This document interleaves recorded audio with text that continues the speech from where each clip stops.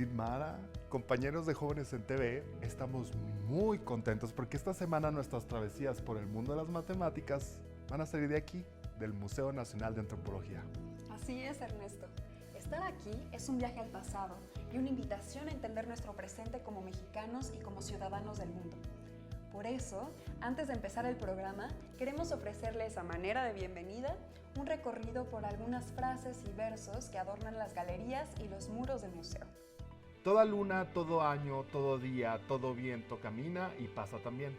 También toda sangre llega al lugar de su quietud. Del Chilam Balam, una colección de relatos mayas escritos después de la conquista entre los siglos XVI y XVIII. Que se aclare, que amanezca en el cielo y en la tierra. No habrá gloria ni grandeza hasta que exista la criatura humana, el hombre formado. Del Popol Vuh, el libro sagrado de los quichés de Guatemala. Este me gusta mucho. Ten cuidado de las cosas de la tierra. Haz algo, corta leña, labra la tierra. Planta nopales, planta magueyes. Tendrás que comer, tendrás que vestir. Con eso estarás en pie, serás verdadero. Con eso andarás. Con eso se hablará de ti, se te alabará. Con eso te darás a conocer. ¡Cuánta sabiduría! Proveniente del Huehuetlatoli, la palabra de los antiguos de la tradición mexica. Mira este. Cuando aún era de noche, cuando aún no había día, cuando aún no había luz, se reunieron. Se convocaron los dioses allá en Teotihuacán. La narración de un mito fundacional recopilada por Bernardino de Sahagún. Y este es mi favorito porque siempre que lo leo me deja con la piel chinita. Vamos a leerlo juntos.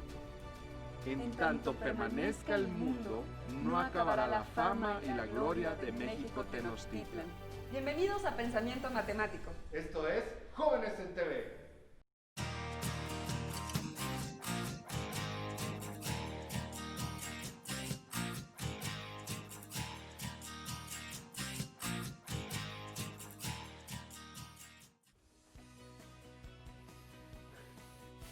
Amigo, te ves muy mal. ¿Dormiste bien? ¿De qué hablas? Es que te ves fatal, como si no hubieras dormido anoche. ¿Todo bien en casa? Qué chistosita, ¿eh? Sí dormí, todo está bien. Pero no había café en la casa, me tuve que tomar ese té. Pero pues yo necesito ese cafecito, ¿no? Ando cansado, no he terminado de despertar. Siento que todo se me mueve, que los edificios se doblan. Como que cambiaron de geometría. Las escaleras del metro se me hicieron interminables. Como si las recorriera una y otra vez. ¿Viste la película esa donde se meten en un sueño y de ese sueño se meten a otro sueño? Pues así. Ahí los edificios se deformaban de formas imposibles. Ay, sí, la recuerdo. Sale Leonardo DiCaprio, ¿no? Es la del origen. Ay, es buenísima. Usan muchas ideas y conceptos de las matemáticas. Elemental, amiga. Justamente por eso te lo digo. Ya no distingo qué es real, qué es sueño, qué es matemáticas y qué es mi vida. Repito todo infinitas veces. ¿Esto es un sueño? ¿Te imaginas una escalera que no llega a ninguna parte? O sea, que la subes y la bajes de manera infinita. Ay, ¿cómo construyes eso? Ningún albañil podría con algo así. Pues no sé. Vamos a preguntar. El día de hoy tenemos como invitada a la doctora Rita Jiménez Royán. Ella es matemática del Instituto de Matemáticas UNAM, Oaxaca.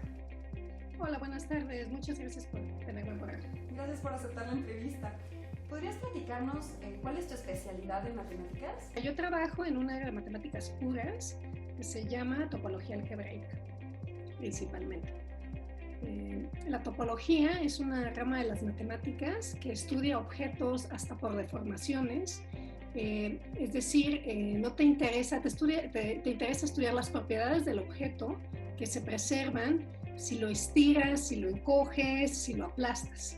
Entonces, nos preocupamos por propiedades que no necesariamente son locales, que no necesariamente ves en un punto específico, pero sino que tiene todo el objeto como un todo. ¿Es que se puede utilizar la topología en la vida cotidiana? Matemáticas es una herramienta muy útil para la misma matemática. Nos permite formalizar varias preguntas cualitativas que aparecen en otras ramas de matemáticas y dentro de la misma topología, pero en particular ha resultado tener aplicaciones en el estudio del DNA, por ejemplo, con la teoría de nudos. También se ha utilizado para física matemática, porque finalmente nos interesa entender la forma del universo, y bueno, dentro de esto se utilizan nociones topológicas. En robótica también la han utilizado para entender cómo puede moverse un robot de un espacio a otro, de un punto a otro. Entonces, el tipo de posibilidades que puede tener un robot para hacerlo puede utilizar herramientas topológicas para ello. ¿Podrías platicarnos un poco sobre qué es la escalera de Penrose que desarrollaron Lionel y Roger Penrose, padre e hijo? Trata de un objeto que ellos llamaron imposible. Es una representación bidimensional de unas escaleras que cambian de dirección 90 grados 4 veces, mientras da la sensación de que suben o bajan a la vez en la dirección que sea. Entonces, en principio, si tú estuvieras en una de estas escaleras en la vida real, siempre subirías y nunca subirías, o sea, te mantendrás todo el tiempo subiendo sin llegar a un nivel superior, o bajando sin bajar realmente de nivel. Wow. ¿Es posible crear algo así en realidad? En realidad no es posible. De hecho, hay una versión como más sencilla de la escalera de Penrose que se llama el triángulo de Penrose, que también es una representación bidimensional que en 3 dimensiones no se puede realizar. Hay varios escultores que la han realizado, y lo que sucede es que la perspectiva te engaña. Entonces, en 3 dimensiones no se trata de un triángulo, sino que está desconectado. Pero si tú lo ves desde cierta posición, tienes la perspectiva bidimensional que sí parece un triángulo. Y hablando de eso, ¿tú conoces el trabajo de Escher? No lo conozco tan bien como me gustaría, pero justo Escher tuvo una relación o una historia particular con los Penrose, con padre e hijo, y él utilizó, o digamos que se retroalimentaron en creaciones. Digamos que Roger Penrose se inspiró en obras de Escher que conoció en 1954 para crear estos objetos imposibles. Y después ellos le mandaron a Escher sus objetos imposibles o sus representaciones de esto, y Escher las utilizó en varias de sus obras. Algunas de las más destacadas donde podemos ver estas escaleras infinitas es la obra de Ascendiendo y Descendiendo, donde, como pueden ver, se aprecian estos monjes que finalmente siguen estas escaleras que nunca llegan hasta arriba y nunca bajan, continúan, tienen un ciclo perpetuo. Y también está una obra muy famosa de él que se llama La Cascada, donde una cascada fluye y también cierra un ciclo de que cae y vuelve a subir, digamos, en estas imágenes imposibles bidimensionales. Wow. Podría decirse que sí se utiliza, bueno, que Escher sí utiliza la topología, en su trabajo. Escher en varias de sus obras utiliza estas nociones de deformaciones que nosotros los topólogos utilizamos como herramienta fundamental. Tiene varias de estas imágenes como en día y noche, en donde empieza con una figura que es un cuadrilátero y gradualmente la va deformando en algún monstruo, en una ave. Entonces, eso es precisamente el tipo de nociones que estudiamos en topología. ¿Qué otros artistas crees que han sido influenciados por las matemáticas, que han mostrado como las matemáticas dentro de su trabajo como muy evidente? Mira, yo aquí soy bastante ignorante en arte en general, pero quizá uno que me gustaría, que me gustaría mencionar es a tengo uno de mis colegas en la Unidad Cuernavaca del Instituto de Matemáticas, Aubin Arroyo. Él es matemático, que siempre se ha interesado por cuestiones artísticas y que tiene una colaboración importante con un escultor francés, Jean-Michel Outoniel, se llama Nudos Salvajes, que les muestro la imagen. Y justo, bueno, tenemos la oportunidad de conocerla en el Universum, en la UNAM. Y es una de estas colaboraciones artísticas entre matemáticos y artistas, tipo la de Escher con Roger Penrose y con otros matemáticos. Wow. Y ya por último, ¿cuántas dimensiones percibimos? Esto de las dimensiones es una pregunta interesante. A los matemáticos nos gusta generalizar lo más que podemos. Entonces, siempre estamos acostumbrados a percibir cosas en dimensión 2 o en dimensión 3. Incluso desde primaria estas nociones se nos enseñan. Uno puede pensar en una cuarta dimensión, que es el tiempo. Sí. Una vez que abstraes el hecho de que las dimensiones pueden crecer y que se permiten tantas como tú quieras, en realidad pues puedes explicar varios objetos con varias dimensiones, o con objetos que llamamos variedades que capturan la noción de dimensión tan grande como tú quieras. Por ejemplo, la escala de colores, tú podrías incluir una dimensión por cada uno de los colores que estás incluyendo en ellas, y entonces tienes tantos como colores. ¡Wow! Ay, pues muchas gracias por esta entrevista. Espero que se hayan interesado mucho más por este tema y bueno, continuamos con esto que es Jóvenes en TV. Ajá, lo sabía. Hay matemáticas que inspiran mundos imposibles. ¿A poco sí conocías el trabajo de Escher? Mira, una vez había visto un cuadro, pero no sabía que era de él. Es el de un hombre sosteniendo una esfera y viéndose reflejada. Padrísimo. Pero ahora que lo pienso, ese hombre era él, ¿lo has visto? Tú sí lo conocías, ¿no? Elemental, amigo. Tengo mis cuadros favoritos. Por ejemplo, me fascinan esos en los que dibuja la misma pieza para llenar toda la superficie. ¿No es un poquito como obsesivo? Tal vez, pero me encanta. Encontrar figuras que encajan a la perfección sin dejar huecos o que se encimen, seguro no es fácil. Y también por ahí me enteré que Escher no tenía estudios en matemáticas. A ver, Ernesto, ¿cómo una mente creativa se inspira para hacer lo que él hizo? ¿Cómo? Ahora sí que yo ni en sueños. No, no digas eso, ni lo has intentado tanto. A lo mejor si lo intentas más y te sale y resulta que tenemos a la nueva Escherina en México. Yo pienso que las matemáticas de la prepa le sirvieron de algo, o a lo mejor vio libros que lo inspiraron, o tal vez solo era un buen observador de la naturaleza y vio proporciones áureas. Quizá estudió a los grandes maestros del Renacimiento o ha ido a muchos museos. ¿De qué época es Escher, A ver, búscale. A ver, aquí dice que su nombre es Maurits Cornelis Escher y que nació en 1898 y murió en 1972. O sea que en términos generales es casi contemporáneo. ¿Casi contemporáneo? No inventes. Bueno, no nació en los 80s, es un decir. Pero, ay, mira, este es el cuadro que dices, ¿no? Este mero. Pero mejor veamos qué es lo que nos dice un artista contemporáneo sobre su inspiración creativa. Hola, ¿qué tal? Estamos con el artista visual Francisco Castro. ¿Cómo está? ¿Qué tal? Muy bien, muchas gracias, mucho gusto. Perfecto. Cuando usted se empieza a imaginar su próxima obra, ¿tiene pensamientos matemáticos o de alguna manera involucra las matemáticas en su creatividad? Pues yo diría que es inevitable. Mi trabajo es un trabajo de equivalencias, de compensaciones, de composiciones que se estructuran a partir de la cuadrícula muchas veces, y entonces siempre estoy pensando en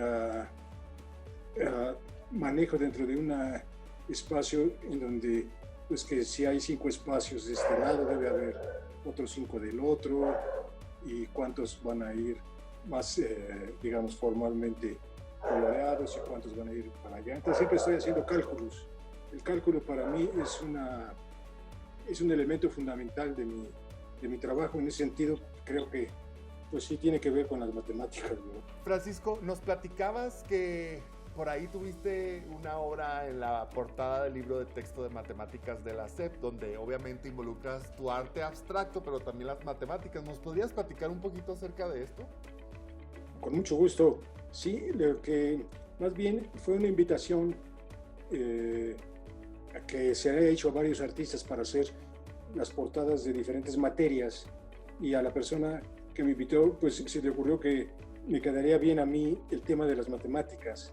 Yo creo que es un poco también pues lo que despierta la asociación que despierta mi trabajo, por esto que mencionaba de la búsqueda de estructuras, de equivalencias, de simetrías y de un lenguaje geométrico esencialmente que tiene que ver con una geometría que está dentro de la realidad, ¿verdad? Y entonces, más que yo dedicarme, digamos, específicamente a un pensamiento matemático, al elegir ciertos aspectos de la realidad, esa realidad está relacionada con situaciones matemáticas, evidentemente, ¿verdad? La estructura de la geometría, las unificaciones, todo eso. Así es. Hay muchos estudiantes de bachillerato que nos están viendo en este momento en pensamiento matemático, y muchos con muchas ganas de hacer arte y con mucha creatividad, quizá de fusionar las matemáticas con el arte como humanidad. ¿Qué les recomendarías tú estudiar de matemáticas para hacer arte abstracto como el que tú haces? Ay, pues yo pienso que toda creación es una creación en el espacio, ¿verdad? Es transformar un espacio, y en ese sentido, el espacio siempre se puede concebir de muchas maneras diferentes. Se puede dividir, se puede triangular, se puede modificar hacia, digamos, lo que la imaginación vaya dictando, pero en ese sentido yo creo que el cálculo, el conocimiento, digamos, de las variaciones que hay entre las 2 dimensiones o las 3 dimensiones nos ayudan a entender mejor cómo manejar el espacio, que es donde vamos a crear cosas nuevas. Y en ese sentido yo creo que las matemáticas nunca están de más, ¿verdad? Es un elemento que nos ayuda a comprender la dinámica que hay entre las relaciones de las formas. Y eso pues es con lo que creamos en el arte, ¿verdad? Y la relación tan estrecha que tiene la geometría, ¿no? En este caso con el arte y las matemáticas, que ese es el vínculo básicamente. Por supuesto, sí. Pues es que, digamos que una se ha ido derivando de la otra, ¿verdad? A veces es la geometría la que va nutriendo el cálculo y a veces es el cálculo el que va dando posibilidades a unas nuevas concepciones dentro de la geometría. Yo creo que parte pues de esta característica que tenemos de poder imaginar. Así es, la característica de podernos imaginar y tener como esta sensibilidad del espacio también muy importante, ¿no? Yo creo que eso es fundamental, como decía, para poder concebir las posibilidades que tiene la realidad de transformarse. Que yo creo que eso es pues, muy importante en la vida de cada quien, ¿verdad? Los espacios están dados, pero podemos transformarlos. Si yo muevo esto, si lo manejo, si lo uso de otra manera, si el tiempo mismo también es un elemento de, pues, de cálculo en donde podemos manejar variaciones, en podemos crear situaciones, si lo tenemos consciente, ¿verdad? Es una cuestión también de saber que contamos con todos esos recursos para podernos expresar. Claro que sí. Por último, me gustaría preguntarle, hemos estado hablando en este capítulo acerca de Escher. ¿Qué opinión tiene usted acerca de su arte? Pues yo creo que Escher es un ejemplo totalmente fundamental para entender esta capacidad de transformación de un elemento, ¿verdad? Cómo la realidad se transforma. Escher es fantástico. De repente un triángulo se vuelve un pez, de repente se vuelve un ave, de repente se vuelve una mariposa y aparentemente es la misma forma, pero la imaginación te permite encontrar la estructura esencial de las cosas. Así es, Francisco, pues muy interesante platicar contigo. Muchas gracias por tu tiempo y nosotros continuamos en Jóvenes en TV. A Escher le encantaba jugar con las perspectivas, con las vistas arquitectónicas y le fascinaba transformar las figuras. Comenzaba con una imagen base y poco a poco la modificaba para llegar a otra. Hubo un lugar que lo inspiró: Alhambra, en Granada, España. Realizó 2 viajes a ese maravilloso lugar. El primero fue en 1922 y el segundo en 1936. Escribió en su diario de viaje: esta mañana estuve en la Alhambra. Disfruté plenamente de esa sublime y aristocrática obra de arte. Por la tarde regresé allí otra vez y empecé a copiar los adornos mayólicas. La Alhambra es un conjunto de antiguos palacios, jardines y una fortaleza en la que se alojó el emir y la corte del reino nazarí. Es una construcción de los siglos XII y XIV. De ese espacio resaltan sus interiores artísticos y plagados de jardines. Sus paredes están recubiertas con mosaicos con patrones geométricos intrincados. Además de ser un agudo observador de la naturaleza y de su simetría, influyeron en Escher los ornamentos que vio en los azulejos de mayólica de Alhambra, pues muchos de sus cuadros son teselaciones. Una teselación es una misma figura que se repite para cubrir un plano sin que queden huecos o se superpongan las figuras. Estando en Alhambra, Escher descubrió patrones que se repetían. Las paredes estaban forradas por teselados. Tomando como base estas figuras de azulejo, creó otros patrones para sus grabados. Existen teselaciones regulares. Estas están hechas con un único polígono regular y matemáticamente solo es posible formar 3 teselaciones regulares. Una con el triángulo equilátero, otra con el hexágono regular y finalmente una con el cuadrado. En cada vértice confluyen ángulos iguales y la suma debe ser 360 grados. Hay otras teselaciones semirregulares que están formadas por varios polígonos regulares, y los polígonos que confluyen en cada vértice son siempre los mismos. Estas se nombran por el número de lados que tienen las figuras que confluyen en cada vértice, y únicamente existen 8 teselados semirregulares. Finalmente existen los teselados irregulares, que se forman por polígonos regulares e irregulares. El pintor y grabador utilizó transformaciones geométricas sin saber matemáticas, es decir, no partía de conocimientos matemáticos para plantear sus cuadros.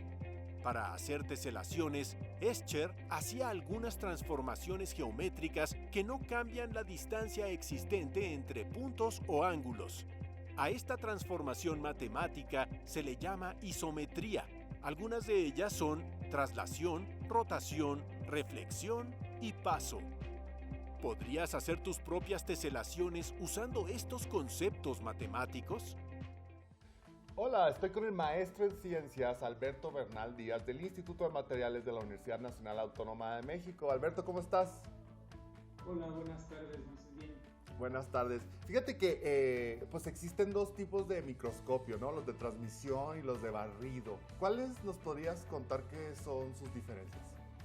Hola, pues mira, básicamente ambos microscopios funcionan igual, simplemente lo que hacemos es acelerar un electrón y este electrón, en el caso de un microscopio de transmisión, lo que hace es pasar la muestra, esto nos permite ver el interior de esta muestra y en el caso de un microscopio de barrido, simplemente este electrón choca, rebota y nosotros capturamos esas señales. Entonces, en un microscopio de barrido vemos la estructura interna, por así decirlo, de la muestra y en uno de barrido vemos más su morfología, la textura, la superficie. Muy bien. Tú ahorita nos mostrabas el electrón, ¿no? De forma azul. Así es. Ahora, sí. mi siguiente pregunta es, bueno, el electrón está en un átomo. ¿Nosotros podemos ver átomos o arreglos de átomos con estos microscopios? Buena pregunta. Como tal, ver un átomo no se puede.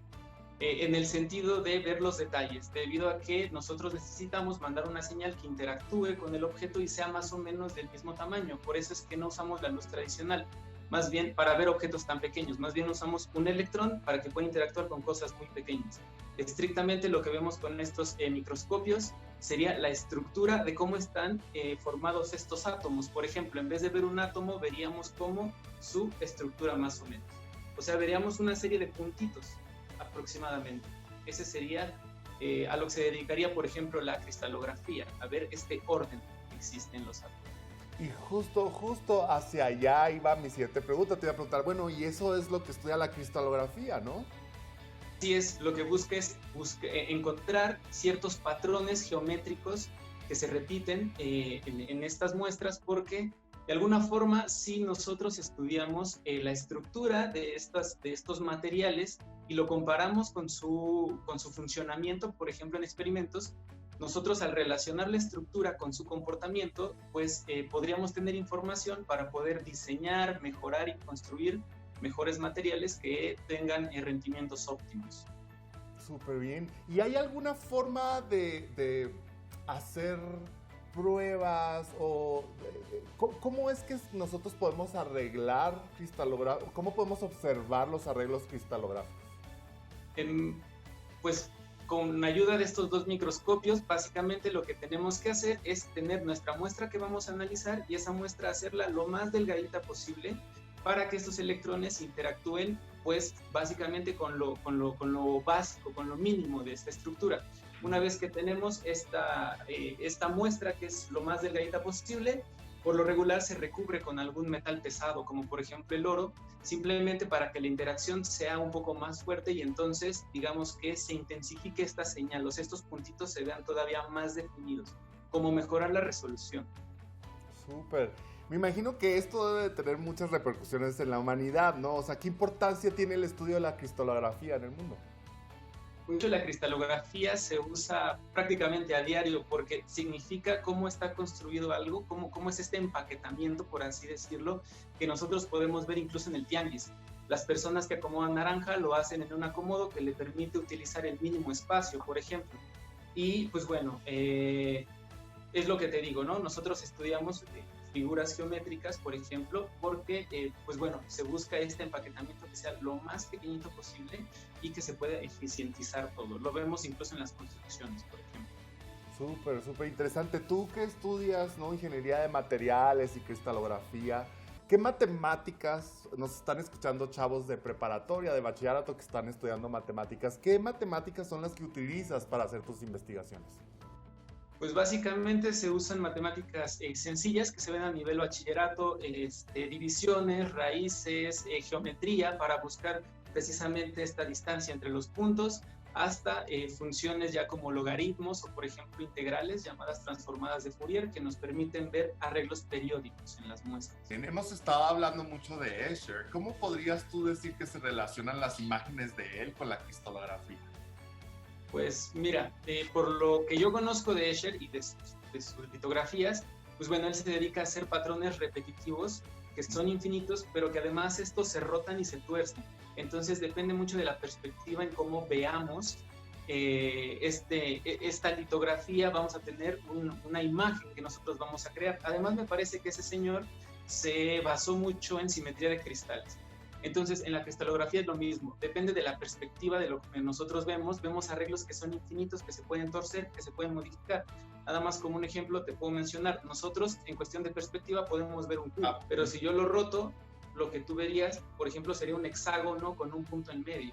Claro. Entonces, para mí lo que yo veo es un hexágono, pero en realidad si lo muevo sería un cubo. Entonces es muy interesante porque se juega igual con esta cuestión de perspectiva. Claro, entonces lo que tú haces de ingeniería de materiales y de cristalografía, pues es una obra de arte también, ¿no?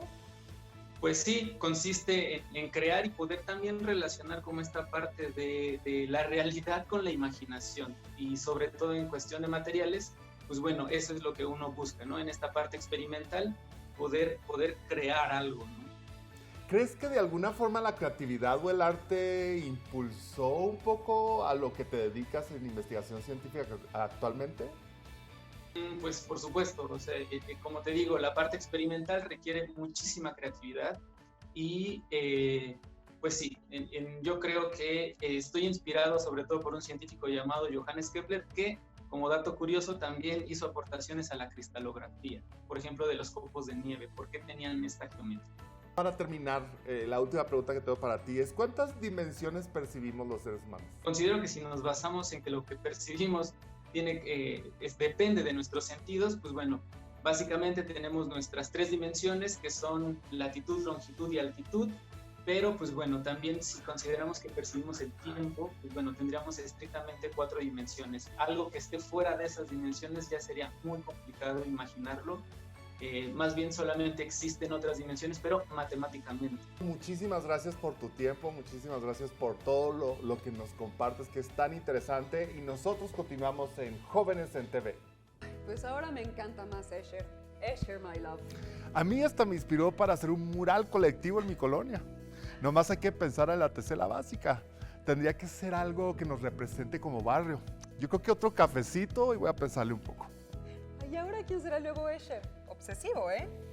Bueno, ya vi que los de las repeticiones sobre el plano es muchísimo más que una obsesión, es pensar de manera matemática. Sigo impactado de que no haya tenido estudios superiores de matemáticas. Volvemos a la pregunta del millón. ¿Las matemáticas están ahí y las descubrimos o nos las inventamos? No sé. Es que ¿cómo pudo retratar mundos imaginarios? Al final de cuentas, ¿cuántas dimensiones percibimos? Se me vienen un montón de preguntas de ese tipo. No lo sé, yo no sé todas las respuestas, pero tal vez nuestras amigas y amigos en casa puedan ayudarnos a entender esto. Escriban con el hashtag elemental las dimensiones que ustedes perciben y explíquenos cómo lo saben. Y en nuestro siguiente programa seguiremos aquí, en el museo más visitado de México, el que es considerado uno de los mejores del mundo, el Museo Nacional de Antropología. Ahora vamos a ver una propuesta de saberes digitales. ¡Hasta luego!